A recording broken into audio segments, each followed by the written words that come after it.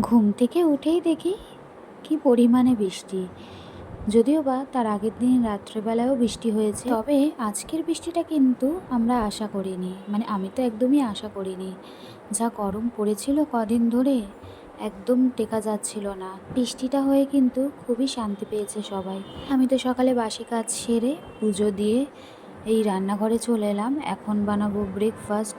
তো ব্রেকফাস্টে না আজকে চাউমিন বানাবো। আজ না নিরামিষ আমাদের ঘরে, ক্যাপসিকাম এনে রাখাই থাকে, তো ভাবলাম যে ক্যাপসিকাম আর আলু দিয়েই চাউমিনটা বানাই। আর তার আগে আমি চালটাকেও ভিজিয়ে রেখে দিই। তো এখানে চাউমিন সেদ্ধ করতে দিয়ে দিয়েছি। আর চাউমিন সেদ্ধ হতে হতে না আমি সবজিগুলোকেও কেটে নিলাম। আর দেখো বাইরে কিন্তু এখনও বৃষ্টি হয়েই যাচ্ছে। তো বৃষ্টি দেখতে দেখতে এখানে আমার চাউমিন রান্না হয়ে গেছে। তো এখন দুজনে মিলে একটু ব্রেকফাস্ট করে নেবো। তো দেখো গরম গরম ধোয়া ওঠা চাউমিন প্লেটে বেড়ে নিয়েছি, তার সাথে কেচাপ নিয়ে বরমশাইয়ের কাছে চলে এলাম। তো বরমশাই এখানে কাজ করছে আর আমি খাচ্ছি, মানে ও খাচ্ছে আমার সাথে। তোকে আর দেখালাম না, ভিডিওতেও সবসময় আসতে চায় না। তারপর আমি খাওয়া দাওয়া করে আবারও চলে এলাম রান্নাঘরে। খুব তাড়াহুড়ো করে সোয়াবিনটাকে সেদ্ধ দিয়ে আলু কেটে নিলাম। বানাবো সোয়াবিনের ওই ঝোল আলু দিয়ে আর ভাত। খুবই তাড়াতাড়ি রান্নাটা করলাম, তবে তাড়াহুড়ো করে যার জন্য রান্না করলাম সেই না খেয়ে বেরিয়ে যাচ্ছে।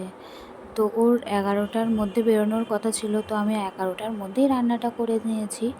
তো আসতে যেহেতু দেরি হবে, আমি বললাম তুমি দুটো ভাত সোয়াবিন খেয়ে যাও।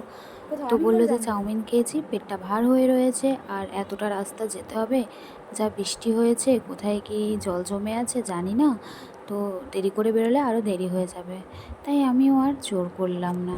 তারপরে আমি একটুখানি শুয়ে বসে রেস্ট করছিলাম, কারণ সকাল থেকে তো অনেক খাটনি হয়েছে এক নাগাড়ে। তাই একটু রেস্ট নিয়ে গুজিকে এখন খাওয়াতে বসেছি। দেখো তোমাদেরকে রোজ দেখাই না যে গুজিকে ধরে খাইয়ে দিতে হচ্ছে। আজ কিন্তু গুজি একদম গুড বয় হয়ে গেছে। ভাতটা শুধু মেখে দিয়েছি, ও কিন্তু নিজেই হাম করে খেয়ে নিল। তাই যারা যারা এই ভিডিওটি দেখছো, অন্তত গুজির জন্য কিন্তু একটা লাইক দিয়ে যাও।